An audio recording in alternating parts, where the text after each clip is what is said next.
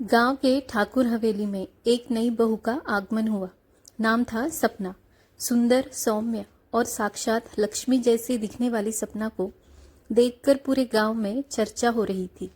ठाकुर प्रदीप सिंह, जो गांव के सबसे प्रभावशाली व्यक्ति थे, उन्होंने अपने बेटे अनुज की शादी उससे करवाई थी। हवेली के आंगन में सपना का स्वागत पूरे रीति रिवाज के साथ किया गया। ठाकुर की पत्नी अंजना देवी, जो इस घर की मालकिन थी, उन्होंने बहू की आरती उतारी। अंजना देवी ने मुस्कुराते हुए कहा, बहू, अब यह घर ही तेरा संसार है, इसे अपने गुणों से संवारना। सपना ने सिर झुकाकर हाँ हमें सिर हिलाया, लेकिन उसकी आंखों में कुछ अलग ही चमक थी। वह सिर झुका रही थी, पर मन में कुछ और ही चल रहा था। रात को सपना अपने कमरे में अकेली थी। अनुज गांव के खेतों की देखरेख करने गया था और ठाकुर साहब पंचायत की बैठक में व्यस्त थे। सपना ने धीरे से अपनी साड़ी की गांठ खोली और उसमें से एक पुराना पत्र निकाला। सपना ने धीरे से बुदबुदाते हुए कहा, अब वक्त आ गया है इस घर को बर्बाद करने का, जैसे इस घर वालों ने मेरे परिवार को बर्बाद किया था। सपना ठाकुर हवेली में बदला लेने आई थी, लेकिन किसी को इसकी भनक तक नहीं थी। सपना की माँ और पिता कभी इसी गांव में रहते थे। उनके पिता एक ईमानदार किसान थे, लेकिन ठाकुर प्रदीप सिंह के बड़े भाई कर्मवीर सिंह ने उनके खेत जबरदस्ती हथिया लिए थे। इस घटना में सपना के माता पिता की मौत हो गई थी और वह अनाथ हो गई थी। सपना को एक दूर के रिश्तेदार ने पाला, लेकिन बदले की आग उसके दिल में जलती रही। जब उसे पता चला कि ठाकुर प्रदीप सिंह के छोटे बेटे अनुज के लिए बहू ढूंढी जा रही है, तो उसने चालाकी से शादी की योजना बनाई और इस घर में बहू बनकर आ गई। सपना जानती थी कि जल्दबाजी करने से नुकसान होगा। उसे धीरे धीरे अपना विश्वास जमाना था। सपना मन में सोचती है, सबसे पहले मुझे इस घर की कमजोरियां जाननी होगी। जब तक घर के अंदरूनी भेद नहीं पता होंगे, तब तक मैं अपना बदला नहीं ले सकती। सपना ने अपने स्वभाव को अत्यंत सीधा साधा बनाया लिया। वह घर के हर सदस्य की पसंद नापसंद समझने लगी। ठाकुर साहब की पत्नी अंजना देवी को पूजा पाठ में रुचि थी, तो सपना ने खुद को उनकी आदर्श बहू के रूप में प्रस्तुत किया। अंजना देवी प्रसन्न होकर कहती है, सपना, तुम सच में इस घर के लिए लक्ष्मी हो। तुम्हारी सादगी देखकर दिल खुश हो जाता है। सपना मन ही मन मुस्कुराई। अब वह इस घर में पूरी तरह रच बस चुकी थी। सपना को जल्द ही एहसास हुआ कि हवेली में सिर्फ ठाकुर साहब ही ताकतवर नहीं थे। उनका बड़ा बेटा नरेंद्र और उनकी पत्नी अनीता भी अपनी राजनीति खेलते थे। नरेंद्र, जो परिवार की जमीन और संपत्ति का वारिस था, सपना के लिए सबसे बड़ा खतरा था। उसे महसूस हो गया था कि सपना सिर्फ एक सीधी सादी बहू नहीं है। नरेंद्र अनीता से कहता है, मुझे इस लड़की पर भरोसा नहीं हो रहा। यह जितनी शांत दिखती है, उतनी ही चालाक लगती है। हमें इस पर नजर रखनी होगी। सपना को नरेंद्र और अनीता की संदेह भरी नजरों का एहसास हो गया था, लेकिन उसने अपने चेहरे पर मासूमियत बनाए रखी। सपना जानती थी कि अगर उसे अपने दुश्मनों को हराना है, तो उसे उनके कमजोर बिंदुओं पर वार करना होगा। एक दिन हवेली में अचानक हंगामा मच गया। ठाकुर प्रदीप सिंह की पुरानी जमीन के कागजात गायब हो गए थे। यह वही जमीन थी जो उन्होंने वर्षों पहले कर्मवीर सिंह से ली थी। ठाकुर प्रदीप गुस्से में कहते हैं, यह कैसे हुआ? इतने जरूरी कागजात गायब हो गए। सपना चुपचाप बस देख रही थी। असल में यह कागजात उसने ही गायब किए थे और यह अब उसकी अगली चाल का हिस्सा थे। नरेंद्र और अनीता भी चिंता में थे। अनीता नरेंद्र से धीरे से कहती है, क्या यह सपना की चाल हो सकती है? हमें इस पर ध्यान देना होगा। सपना जानती थी कि यह शुरुआत भर थी। हवेली के सदस्यों में अविश्वास पैदा करना उसका पहला कदम था। सपना ने अब हवेली के हर सदस्य के बीच अविश्वास बढ़ाने की योजना बनाई। वह धीरे धीरे अंजना देवी के कान भरने लगी कि नरेंद्र और अनीता हवेली की दौलत पर नजर गड़ाए हुए हैं। सपना अंजना देवी से धीरे से कहती है, माँ जी, मैंने सुना कि भैया और भाभी हवेली की जायदाद को अपने नाम करवाने की योजना बना रहे हैं। मैं चाहती हूँ कि आप सचेत रहें। अंजना देवी के मन में संदेह पैदा होने लगा। अब सपना अपनी चाल में सफल हो रही थी। सपना अब धीरे धीरे हवेली के सभी फैसलों में अपनी जगह बनाने लगी थी। ठाकुर प्रदीप सिंह के कानों तक भी यह बातें पहुंचने लगी कि घर में कुछ गड़बड़ हो रही है। सपना को पता था कि अब उसे अपनी अगली चाल चलनी होगी। उसने नरेंद्र के खिलाफ एक बड़ी योजना बनाई, ऐसी योजना जिससे नरेंद्र हवेली से बाहर निकल जाए और वह अपनी सत्ता पूरी तरह से स्थापित कर सके। नरेंद्र और अनीता को अब पूरा यकीन हो चुका था कि सपना सिर्फ एक मासूम बहू नहीं, बल्कि चालाक और खतरनाक साजिश करता है। लेकिन ठाकुर प्रदीप सिंह और अंजना देवी अब तक उसकी मीठी बातों में फंसे हुए थे। नरेंद्र अनीता से कहता है, हमें कुछ करना होगा। अगर इसे नहीं रोका तो यह पूरे घर को बर्बाद कर देगी। अनीता चिंतित होकर कहती है, लेकिन यह इतनी चालाक है कि हमें कोई सबूत तक नहीं मिल रहा। हमें बहुत सोच समझकर चाल चलनी होगी। उधर सपना अब हवेली के अहम फैसलों में दखल देने लगी थी। उसने धीरे धीरे अंजना देवी का विश्वास इतना जीत लिया था कि वे हर बात में उससे राय लेने लगी। अंजना देवी सपना से कहती है, बहू, घर के गहने और पैसे कहाँ रखे जाएं, यह तुम तय करो। तुम्हारी सोच बहुत अच्छी है। सपना मुस्कुराते हुए कहती है, माँ जी, जैसा आप ठीक समझे, लेकिन मैं कहूँगी कि हमें इन्हें अच्छे से संभाल कर रखना चाहिए। कई बार अपनों से भी बचकर रहना पड़ता है। सपना की बातों में ऐसा जादू था कि अंजना देवी को लगने लगा कि सच में नरेंद्र और अनीता हवेली की दौलत पर नजर गड़ाए हुए हैं। सपना ने अब अपनी चाल को और तेज करने का फैसला किया। उसने नरेंद्र और अनीता के खिलाफ एक ऐसा जाल बिछाया जिससे वे खुद ब खुद घर से बाहर हो जाए। रात को जब सब लोग सो रहे थे, सपना चुपचाप ठाकुर साहब की तिजोरी के पास गई और वहां से कुछ कीमती जेवर और पैसे चुरा लिए। फिर उसने वह सामान चुपचाप नरेंद्र और अनीता के कमरे में रख दिया। अगली सुबह हवेली में हड़कंप मच गया। ठाकुर प्रदीप सिंह गुस्से से बोले, हमारी तिजोरी से ये जेवर और पैसे गायब हो गए, यह कैसे हुआ? सपना ने तुरंत मासूमियत भरे शब्दों से कहा, पिताजी, हमें पूरे घर की तलाशी लेनी चाहिए। शायद हमें कुछ सुराग मिले। नरेंद्र और अनीता पहले ही चौकन्ने थे, लेकिन उन्हें नहीं पता था कि उन पर इतना बड़ा इल्जाम लगने वाला है। जब तलाशी हुई तो जेवर उनके कमरे से मिले। अंजना देवी आहत स्वर में कहती हैं, हाय राम, मैं सोच भी नहीं सकती थी कि तुम लोग ऐसा कर सकते हो। हमने तुम पर कितना विश्वास किया था। नरेंद्र और अनीता हक्के बक्के रह गए। नरेंद्र गुस्से से कहता है, यह झूठ है, यह किसी की साजिश है, हमें फंसाया जा रहा है। अनीता ने कहा, हमें विश्वास कीजिए माँ जी, हम ऐसा कभी नहीं कर सकते। लेकिन सपना ने ऐसी स्थिति बना दी थी कि किसी ने उनकी एक न सुनी।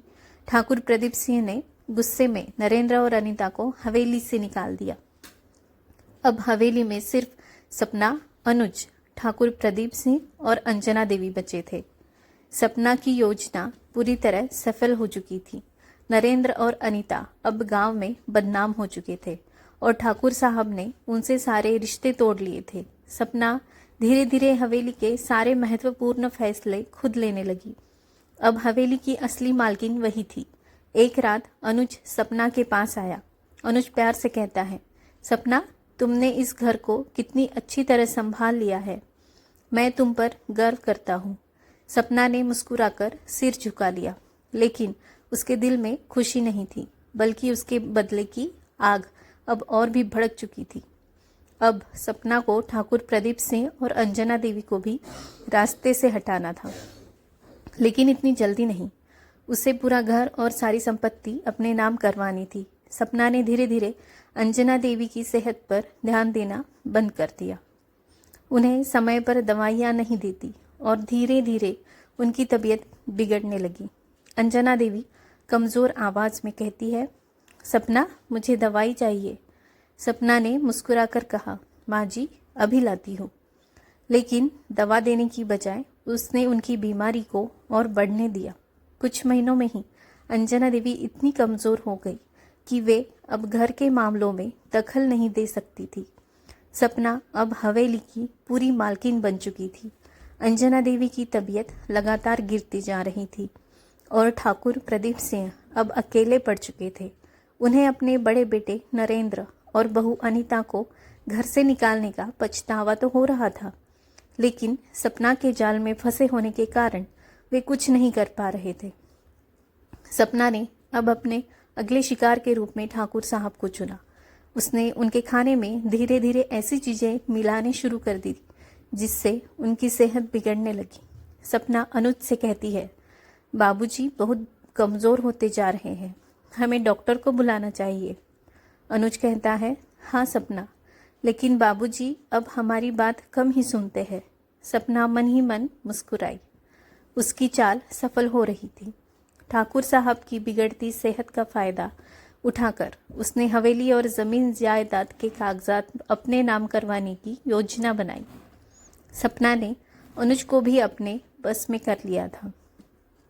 अब उसने वकील को बुलाकर ठाकुर साहब से कागजों पर दस्तखत करवाने का फैसला किया। सपना कहती है, बाबूजी आपकी तबीयत ठीक नहीं है, हमें कानूनी दस्तावेज तैयार करने होंगे ताकि हवेली और जायदाद की देखभाल अच्छे से हो सके। ठाकुर प्रदीप सिंह ने संदेह से सपना की ओर देखा। ठाकुर साहब ने कहा, बेटा मैं अभी यह फैसला नहीं कर सकता, मुझे सोचने दो। सपना जानती थी कि वह जितना देर करेगा उतनी ही मुश्किलें बढ़ेंगी। उसने ठाकुर साहब के स्वास्थ्य को और बिगाड़ने की योजना बनाई। उधर नरेंद्र और अनीता गांव में बदनामी झेल रहे थे, लेकिन उन्हें यकीन था कि सपना ने उन्हें फंसाया है। वे धीरे धीरे अपने सम्मान को वापस लाने के लिए लोगों का विश्वास जीतने लगे। एक दिन जब हवेली में ठाकुर साहब की तबीयत ज़्यादा बिगड़ गई, तब गांव के कुछ बुजुर्गों ने नरेंद्र को बुलाया। नरेंद्र, तुम्हारे पिता बीमार हैं, तुम्हें हवेली जाकर देखना चाहिए। नरेंद्र और अनीता को यह सुनते ही आशंका हुई कि जरूर कुछ गड़बड़ है। वे तुरंत हवेली की ओर रवाना हुए। जब नरेंद्र और अनीता हवेली पहुंचे तो उन्होंने देखा कि ठाकुर साहब बहुत कमजोर हो चुके हैं और अंजना देवी लगभग बेहोश पड़ी है। सपना ने जब उन्हें देखा तो चौंक गई। सपना गुस्से से कहती है, तुम दोनों यहाँ क्यों आए? तुम्हें इस घर से निकाल दिया गया था।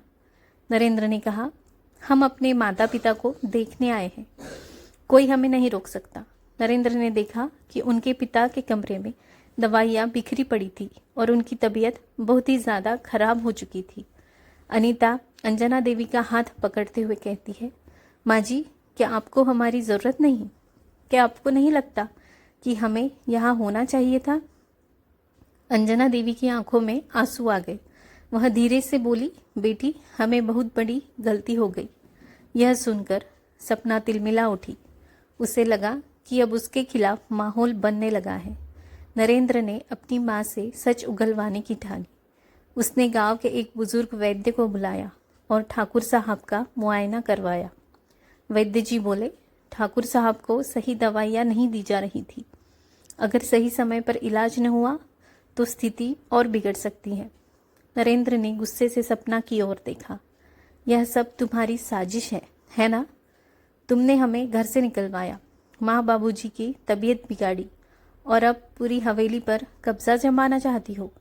सपना घबरा गई, लेकिन उसने अपने चेहरे पर घबराहट नहीं आने दी। सपना ने बड़े ही शांत स्वर में कहा, तुम मुझ पर झूठे आरोप लगा रहे हो, मैं तो बस परिवार की देखभाल कर रही थी। लेकिन अब ठाकुर साहब को भी संदेह होने लगा था। उन्होंने अपनी थकी हुई आवाज में कहा, सपना सच क्या है? सपना ने देखा कि अब उसकी सच्चाई सामने आने वाली है। उसने आखिरी चाल चलते हुए अनुज को अपने पक्ष में करने की कोशिश की।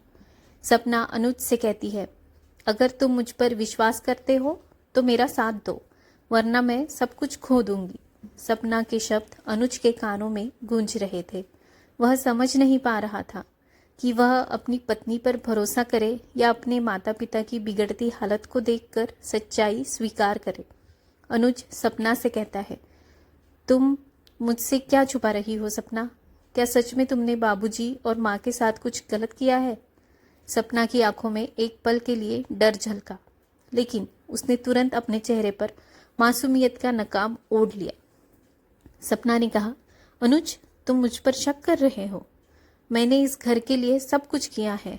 अगर मेरी नीयत में खोट होती तो क्या बाबूजी मुझे अपनी संपत्ति का वारिस बनाने का फैसला करते? अनुज उलझन में पड़ गया। उसे समझ नहीं आ रहा था कि वह किस पर भरोसा करे।